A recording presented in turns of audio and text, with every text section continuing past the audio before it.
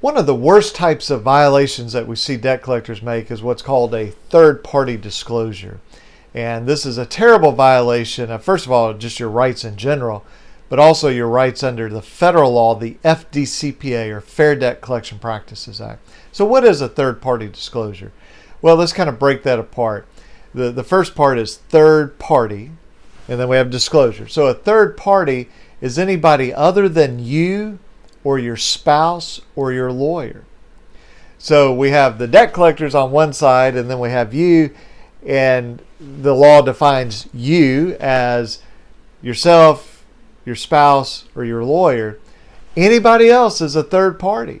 Okay, they're not a part of that sort of dynamic between you and the debt collector.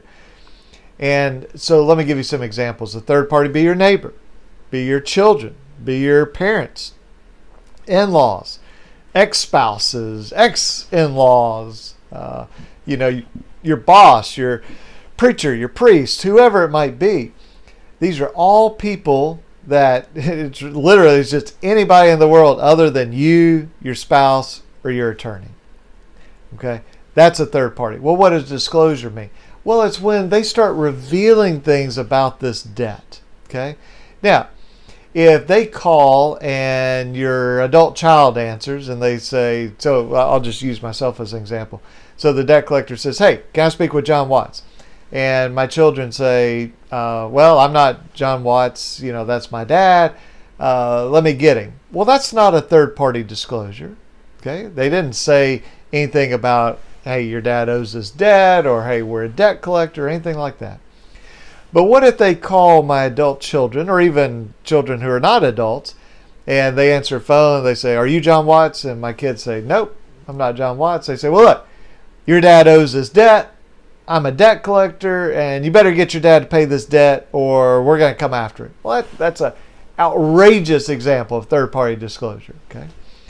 Same thing would be they call your mother-in-law, they call your preacher, they call your neighbor, and this sort of stuff. Well, what if they do something a little more subtle?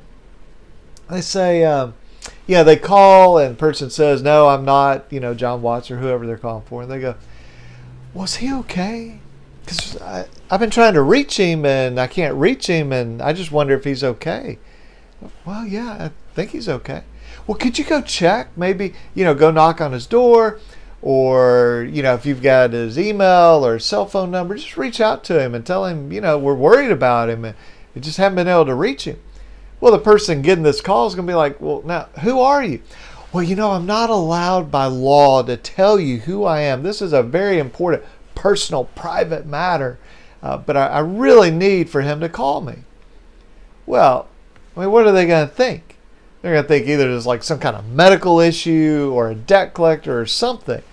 But what that does is that forces that third party, whether it's your kid, your neighbor, your ex-mother-in-law, whoever it is, to reach out to you. Well, what does that do to you? It's like this incredible pressure. You got this neighbor coming over, this neighbor, you got your ex-son-in-law calling you, all these people calling you. It's like, oh my goodness, this is too much. I'm going to call that debt collector back so they'll leave me alone. And they go, see, that's why it should be legal. It works. Well, and I think I mentioned this in another video, it works if they kick down your door, put a shotgun to you, or shoot you in the leg with a shotgun. That works too. Doesn't mean it's legal. So just because something works does not mean that it's appropriate for a debt collector to do. They could call the cops on you and say that you have a hostage in there, and the SWAT team breaks down your door, and you're like, I'm asleep in bed. And the debt collector says, so, you want me to do that again to you? Well, that would be very effective. It's also incredibly illegal.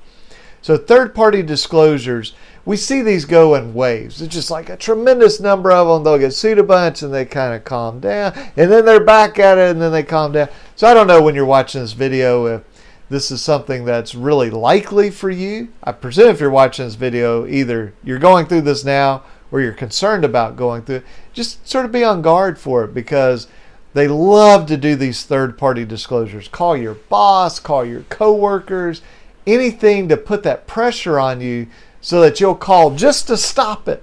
Whether you owe the debt or not, you're like, I can't deal with this anymore. I will pay this money so you'll leave me alone. That's illegal for them to do. When they do that, you need to sue them, and sue them very strongly, very forcefully for that.